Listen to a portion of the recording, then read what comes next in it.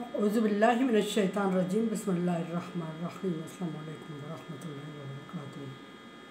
सूरह मोमिनून है मेरे सामने और सूरह मोमिनून की आयत नंबर 117 है, पारा नंबर 18 है और रुकू नंबर 6 चल रहा है। सूरह मोमिनून की आयत नंबर 116 में अल्लाह तबारक व तआला ने अपनी कुछ सिफ़ात बयान फरमाई। मुशरिकीन से ख़िताब है अल्लाह तबारक व तआला का, और मुशरिकीन को ख़िताब करते हुए अल्लाह तबारक व तआला ने अपनी सिफ़ात बयान फरमाई।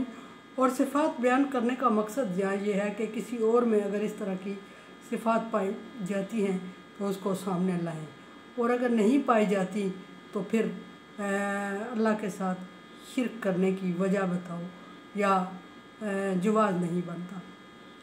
और उन सिफ़ात में सबसे बुलंदी वाला है, तुम सच्चा बादशाह है और सिर्फ़ इबादत वही इबादत के लायक है और अर्श करीम का रब है।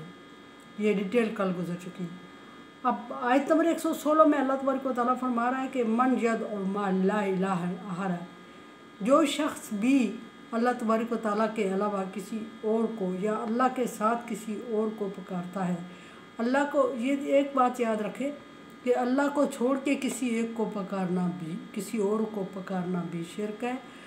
और यानी कि अल्लाह तबारक व तआला को छोड़ देना और उसकी जगह उस सिफ़त के मुताबिक या किसी और से मांगना, किसी और की इबादत करना शिरक अज़ीम, और अल्लाह तबारक व तआला के साथ किसी और को मिला लेना भी शिरक अज़ीम है। हमारे यहाँ अक्सर रवायात में अक्सर चीज़ें ये चल रही हैं, हमारी एक रवायत बन चुकी है कि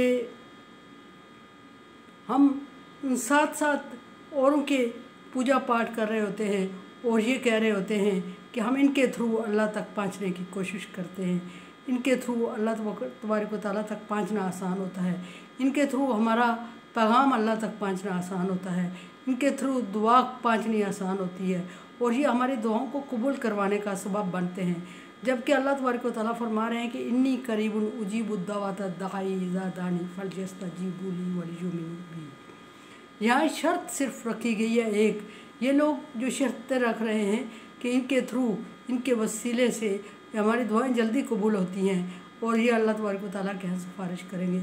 जहाँ अल्लाह तबारक व तआला ने अपने पैगम्बर को अपना तारफ़ करवाते हुए फरमाया कि नबी, जब मेरे बंदे मेरे बारे में पूछते हैं तो उनसे कह दो कि मैं करीब तरीन हूँ। ये नहीं कहा कि बड़ों के करीब हूँ और उनके साथ आप हो जाए और आपकी भी बख्शिश और सिफारिश कबूल की जाएगी, ये नहीं फरमाया कि इन्नी करीब हूँ, हर एक के लिए करीब हूँ। और फिर दूसरी बात फरमाई उजीबू दावत दानी, हर एक कोई जब मुझे पुकारता है तो उसकी पुकार का जवाब देता हूँ। ये नहीं फरमाया कि किसी बड़े के पुकार का जवाब देता हूँ और छोटे को इग्नोर कर देता हूँ और छोटे को दुआ या अपनी मुराद मनवाने के लिए किसी बड़े का सहारा लेके मेरे पास आना पड़ेगा, ऐसा नहीं फरमाया। फरमाया कि इज़ा दानी, शर्त यह है कि वो मुझे बुलाए, मुझे पुकारे, मुझसे मांगे, फलयस्तजीबू ली, और मुझसे मांगे। और फिर एक शर्त लगा दी आगे जिसका यहाँ जिक्र है, वलियुमिनू बी, कि मुझ पर ईमान रखे, यकीन कामिल रखे और ईमान रखे, मोमिन हो और अल्लाह तबारक व तआला की वहदानियत पर यकीन रखता हो, क़यामत के दिन पर और मरने के बाद जी उठने पर और अमाल की बेस पे अगली ज़िंदगी शुरू होने पर यकीन रखता हो, अच्छी और बुरी तकदीर पर यकीन रखता हो, तो हर उस पुकारने वाले की पुकार का जवाब देता हूँ। यहाँ जो लोग, हम लोग मुख्तलिफ़ हीले बहाने करके कह रहे होते हैं हम गुनहगार हैं, हमारी कहाँ सुनेगा अल्लाह तबारक व तआला। फ़लाँ नेक है वो दुआ करेगा, फ़लाँ नेक है उसके दरबार पे जाएंगे दुआ करेंगे, फ़लाँ नेक है उसके सामने झुकने से काम हो जाएंगे, नहीं। अल्लाह तबारक व तआला तो सुनता ही ज़्यादा गुनहगारों की है। परहेज़गार जो है उसको, अगर परहेज़गार है, पहली बात तो ये है कि कोई गुनाहों से मुबर्रा है ही नहीं इंसान की ज़ात पैगम्बरों के अलावा। दूसरी बात यह है कि अगर कोई परहेज़गार है तो फिर उसको दुआ की ज़रूरत क्या है, और ज़्यादा ज़रूरत तो फिर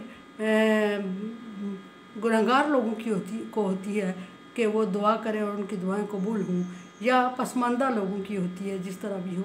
तो अगर अल्लाह तबारक व तआला उनको उन लोगों के हवाले कर रहे हैं कि तुम उनको लेके आओ और मैं उनके उनको साथ लाओगे तो मैं तुम्हारी दुआ सुनूंगा। तो ये अल्लाह तबारक व तआला पर बहुत बड़ा इल्ज़ाम है कि अल्लाह तबारक व तआला ने इस तरह की कोई पाबंदी आयद नहीं की किसी फ़िरके किसी तबके पे, और हम खुद अपनी तरफ से पाबंदी आयद करके अल्लाह तबारक व तआला से दूरी का एक ज़रिया बना रहे हैं। जब उसने कहा कि मैं करीब हूँ और मुझे पकारो, मैं पकार का जवाब देता हूँ दूंगा, शर्त यह कि मुझ पे ईमान लाओ, मुझ पे भरोसा करो। और यहाँ हम दूसरी तरह कर रहे हैं कि अल्लाह तबारक व तआला को दूर कर रहे हैं और उसके लिए वसीले और बहाने ढूंढ रहे हैं। अल्लाह तबारक व तआला को इनकी हरगिज़ ज़रूरत नहीं है। यदु मा अल्लाह ला हरा, जो शख्स अल्लाह तबारक व तआला के अलावा किसी और को महबूद समझता है या किसी और को पकारता है, अल्लाह तबारक व तआला के साथ किसी और को दुआ करता है उससे या उसकी इबादत करता है, उसको इबादत के लायक समझता है, उसको दुआ कबूल करने के लायक समझता है। ला बुरहान लहू बिही, उसके पास इस चीज़ की कोई दलील नहीं है। किस चीज़ की दलील नहीं है?